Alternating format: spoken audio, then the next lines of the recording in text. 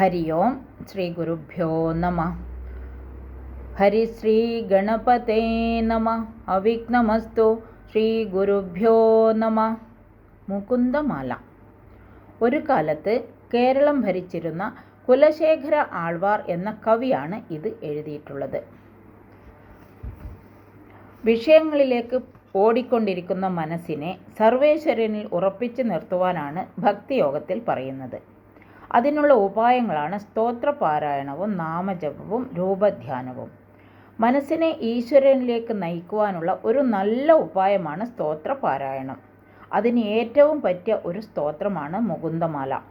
ശ്രീകൃഷ്ണ ഭഗവാന്റെ ഐശ്വര്യങ്ങളെയും മഹത്വത്തെയും ഗുണഗണങ്ങളെയും വർണ്ണിക്കുന്ന ശ്ലോകങ്ങളാണ് ഇതിലുള്ളത്. ഒരു ഭക്തൻ ഭഗവാനോട് എന്താണ് പ്രാർത്ഥിക്കേണ്ടതെന്നും ഇതിൽ വ്യക്തമായിട്ട് പറയുന്നുണ്ട്. മുകുന്ദമാല സ്തോത്രം 1. ശ്രീവല്ലഭേതി വരദേതി ദയാപരേതി ഭക്തപ്രിയേതി ഭവലുണ്ഡന കോവിദേതി നാഥേതി നാഗശയനേതി ജഗന്നിവാസേതി ആലാപിനം പ്രതിപദം കുരുമാം മുകുന്ദ. അല്ലയോ മോക്ഷപ്രദനായ ഭഗവാനെ, മോക്ഷം നൽകുന്നത് ഭഗവാനാണല്ലോ.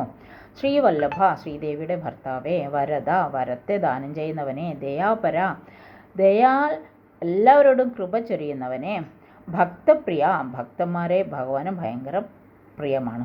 സംസാരനാശകനിൽ നാഥ,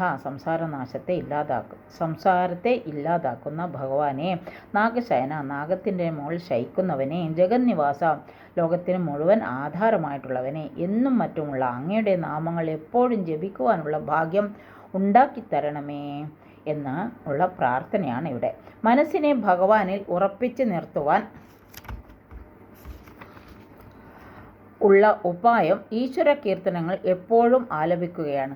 അതിനാൽ ഭക്തൻ ഭഗവാനോട് ഭഗവത് കീർത്തനങ്ങൾ ആലപിക്കുവാനുള്ള കഴിവ് എപ്പോഴും നൽകണമേ എന്ന് പ്രാർത്ഥിക്കുകയാണ്. ഭഗവാന്റെ ഗുണഗണങ്ങളെപ്പറ്റി പറഞ്ഞുകൊണ്ടിരിക്കുകയാണല്ലോ ഭക്തൻ ചെയ്യാറുള്ളത്.